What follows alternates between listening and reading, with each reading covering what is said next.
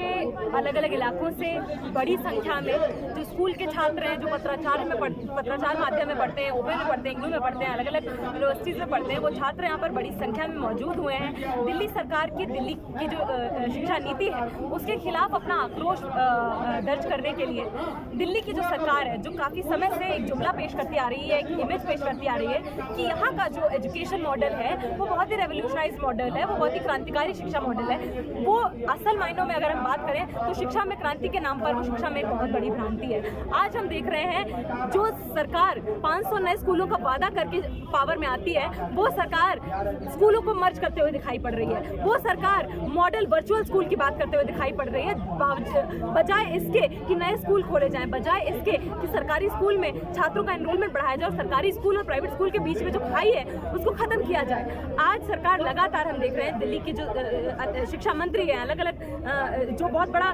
एक ये बात पेश करते हुए स्वांग रचते हुए नजर आते हैं कि देखिए यहाँ का मॉडल है पूरे देश भर में बेस्ट है। हम साफ तौर पर देखते हैं कि दिल्ली के जो चीफ मिनिस्टर हैं, शिक्षा मंत्री हैं, वो खुद अपने बच्चों को इन्हीं सरकारी स्कूल में डालते हुए, इन मॉडल स्कूल या एक्सीलेंस स्कूल में भी डालते हुए हमें नजर नहीं आते हैं। खुद अपने बच्चों को सीएम केजरीवाल डीपीएस भेजते हैं, बाकी सब मंत्री प्राइवेट स्कूल भेजते हैं और गरीब से कहते हैं, बाकी बहुसंख्यक जनता से कहते हैं कि आप खुश रहिए, आपको बेस्ट ऑफ द बेस्ट सरकारी शिक्षा हम उपलब्ध करा रहे हैं। ये बहुत बड़ा झूठ है। आज दिल्ली में अगर इतनी अच्छी शिक्षा है तो जो जितने सरकारी स्कूल हैं उनमें आज भी 70% से ऊपर स्कूलों में क्यों साइंस का ऑप्शन नहीं है? क्यों आज भी 99% छात्रों को दिल्ली सरकारी स्कूल में जो पढ़ते हैं उनको कंप्यूटर साइंस पढ़ने का ऑप्शन क्यों नहीं मिल पा रहा है? क्यों आज आप आंकड़े उठाकर देख लीजिए, दिल्ली इकोनॉमिक सर्वे रिपोर्ट है, आसरा रिपोर्ट है, अलग अलग रिपोर्ट्स के स्टैटिस्टिक्स उठा के देख लीजिए, आपको पता चल जाएगा कि जब से दिल्ली की आप सरकार पार्टी में आई है उसके बाद नए स्कूल खोले जाने के बावजूद बजाय जो पहले पिछली सरकार में जिन स्कूलों को स्वीकृति मिल चुकी थी उन स्कूलों के खोलने के बावजूद सरकारी स्कूल से छात्रों का जो ड्रॉप आउट है, उन्हें जो फेल करने की संख्या है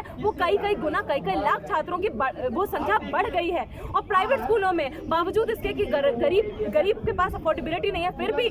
जो पेरेंट्स हैं वो प्राइवेट स्कूल में अपने बच्चों को भेजने की उनकी जो प्रेफरेंस है वो हमें बढ़ती हुई दिखाई पड़ रही है और वहाँ एनरोलमेंट बढ़ता हुआ दिखता है बावजूद बजाय सरकारी स्कूल के।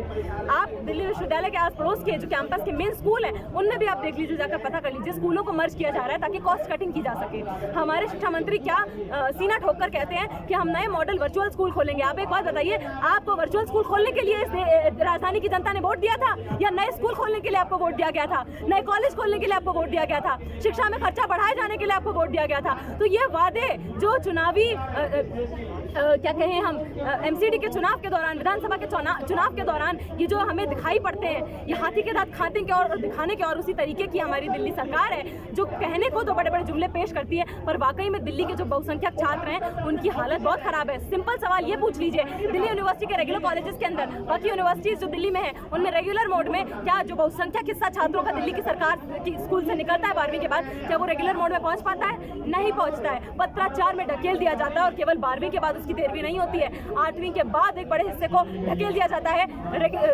सरकारी स्कूल से बाहर, 8वीं के बाद, 9वीं के बाद, 10वीं के बाद, 12वीं के बाद। और बड़ी संख्या में ये सरकार इस हद तक अपना परफॉर्मेंस बढ़ा हुआ दिखाने की के लिए गिर सकती है कि एक बड़ी संख्या में छात्रों को हर साल 9वीं से 12वीं के बीच के छात्रों को बड़ी संख्या में फेल किया जा रहा है और उसमें से 91% छात्रों को दोबारा एडमिशन नहीं दिया जा रहा है। दिल्ली के सरकारी स्कूलों के अंदर 1/2 2/3 पद आपको प्रिंसिपल्स के खाली मिलेंगे।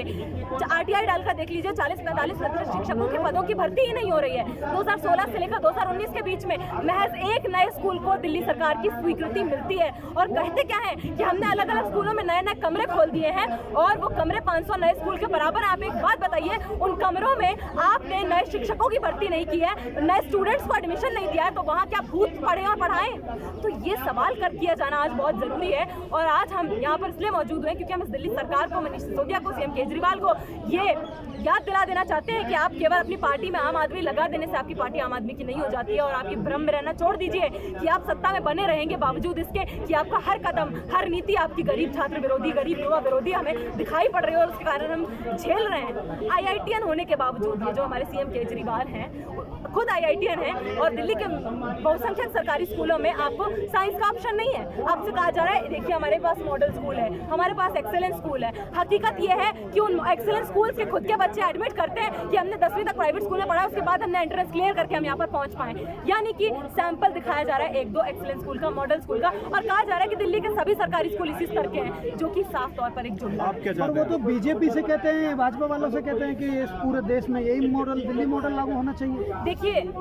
हमारी क्या मांग है, ये सबसे ज्यादा बात करना जरूरी है। बहुसंख्यक छात्रों की, युवाओं की मांग ये है कि किसी भी राज्य में और खासकर देश की राजधानी में अगर आप कह रहे हैं कि आप क्रांतिकारीकरण कर रहे हैं शिक्षा व्यवस्था का, तो आप एक समान शिक्षा व्यवस्था क्यों नहीं बना रहे हैं, जहाँ पर गरीब हो चाहे अमीर हो, शिक्षा मंत्री हो चाहे वाइस चांसलर हो यूनिवर्सिटी का, और चाहे मजदूर का बच्चा हो, सफाई कर्मचारी का बच्चा हो, सभी को एक समान शिक्षा व्यवस्था वाले स्कूल, कॉलेज, यूनिवर्सिटी तक पहुंचने का, पढ़ने का मौका क्यों नहीं मिल पा रहा है? क्यों गरीब का बच्चा सरकारी स्कूल में खटता है और 12वीं के बाद 8वीं के बाद छठता चला जाता है, और प्राइवेट स्कूल से आने वाला बहुसंख्यक छात्र रेगुलर मोड में सरकारी विश्वविद्यालय में एडमिशन ले लेता है? तो ये हकीकत हमें साफ तौर पर ये दिखा देती है कि एजुकेशन को रेवोल्यूशनाइज करने के नाम पर केवल जुमलाकरण चल रहा है और छात्रों को, युवाओं को लगातार दिल्ली सरकार धोखा देती आ रही है। तो दिल्ली सरकार से हमारी ये मांग है कि सभी छात्रों को सरकारी स्कूलों में मुफ्त शिक्षा दी जाए। छात्रों को जो वजीफे नहीं दिए जा रहे हैं, उनके रोके गए हैं, उनको मुहैया कराया जाए। उसके अलावा जो कॉलेज दिल्ली यूनिवर्सिटी के अंदर आते हैं, जो यूनिवर्सिटीज दिल्ली सरकार के अंडर आती हैं, उन कॉलेजेस में सभी में इवनिंग मोड में क्लासेस चलाई जाए। सरकारी स्कूल से निकलने वाले 12वीं के बाद जो छात्र निकलते हैं सरकारी स्कूल से, उनको रेगुलर कॉलेजेस में, यूनिवर्सिटी में एडमिशन के समय 20% रियायती अंक यानी कि डेप्रिवेशन पॉइंट्स दिए जाएं। उसके अलावा ये सुनिश्चित किया जाए कि जितने भी छात्र 8वीं के बाद भले ही वो फेल हो रहे हैं, वो पढ़ना चाहते हैं, तो उनकी पढ़ाई सुनिश्चित की जाए। ना कि ये एक स्किल इंडिया के नाम पर, वोकेशनल एजुकेशन के नाम पर आप सरकारी स्कूल के छात्रों को जूता सिलना सिखा रहे हैं, पंचर जोड़ना सिखा रहे हैं। इस तरीके की जो ये एक जातिवादी और गरीब विरोधी रवैया और नीतियां लगातार हमें दिख रही हैं, इसको बंद किया जाए। और समान शिक्षा जब तक इस देश का राष्ट्रपति, अरबपति, पूंजीपति, अमीर और मजदूर और गरीब सबके बच्चे एक समान शिक्षा व्यवस्था वाले स्कूल, कॉलेज, यूनिवर्सिटी तक नहीं पहुंच पाएंगे, तब तक हम अपने संघर्ष को जारी रखेंगे। और आने वाले समय में हम इतनी संख्या में आए हैं, आने वाले समय में और बड़ी संख्या में आएंगे, मनीष सिसोदिया का घेराव करेंगे, और तब तक हम अपने संघर्ष नहीं थामेंगे जब तक हमें हमारे सारे बराबरी जैसा कि आपने अभी कहा कि स्कूलों को मर्ज किया जा रहा है, तो कहाँ मर्ज किया जा रहा है स्कूलों में? आप दिल्ली विश्वविद्यालय के ही आस पड़ोस के स्कूलों को जाकर पता कर लीजिए। किसमें मर्ज किया जा रहा है? स्कूलों को आपस में मर्ज किया जा रहा है, यानी कि आप जिन स्कूल्स में और स्टाफ अपॉइंट किए जाने की जरूरत है, ठीक है, नए स्कूल खोले जाने की जरूरत है, वो नहीं किया जा रहा है। स्कूलों का मर्जर किया जा रहा है ताकि कॉस्ट कटिंग की जा सके। आप समझ रहे हैं, नए स्कूल खोले जाने की जरूरत है, पर सरकार कह रही है कि नहीं, हम नए स्कूल नहीं खोलेंगे, हम नए मॉडल वर्चुअल स्कूल खोलेंगे जहां आप घर बैठकर अपने फोन में पढ़ लीजिए। तो एक बात बताइए, क्या आपने अपने बच्चों को मॉडल वर्चुअल स्कूल में पढ़ाया है?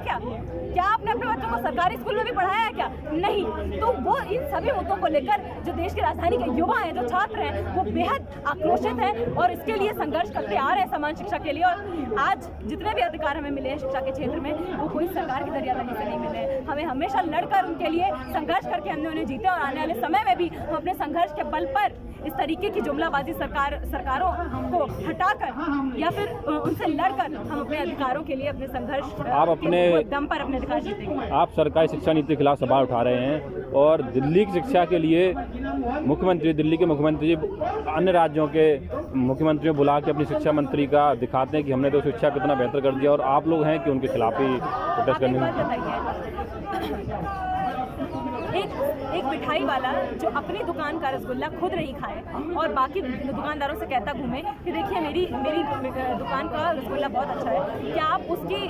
गुणवत्ता पर यकीन करेंगे? वही हालत दिल्ली की सरकार और शिक्षा व्यवस्था की भी है कि ढिंढोरा पीट रहे हैं बाकी सब जगह कि यहाँ पर बहुत सारे स्टेट्स हैं, असम है, मेघालय है, बहुत सारी यूनियन टेरिटरीज हैं जिन्होंने लगभग इतना ही बजट एलोकेट किया, खर्चा किया सरकारी शिक्षा पर जितना दिल्ली सरकार ने किया है, लेकिन उनकी हालत कई गुना यहाँ से बेहतर है। क्योंकि यहाँ पर क्या है, आप केवल एक प्रचार की राजनीति चल रही है। जिस तरीके से केंद्र सरकार बेटी बचाओ बेटी पढ़ाओ की जगह आप कहना चाह रहे हो उसके प्रचार पर खर्च करती है, उसी तरह दिल्ली सरकार जो है कुछ स्कूलों पर, कुछ चंद स्कूलों पर खर्चा कर और बाकी प्रचार पर खर्चा कर ये केवल एक छवि बनाने में अभी तक जुटी हुई है कि यहाँ के सरकारी स्कूलों की हालत बहुत अच्छी है।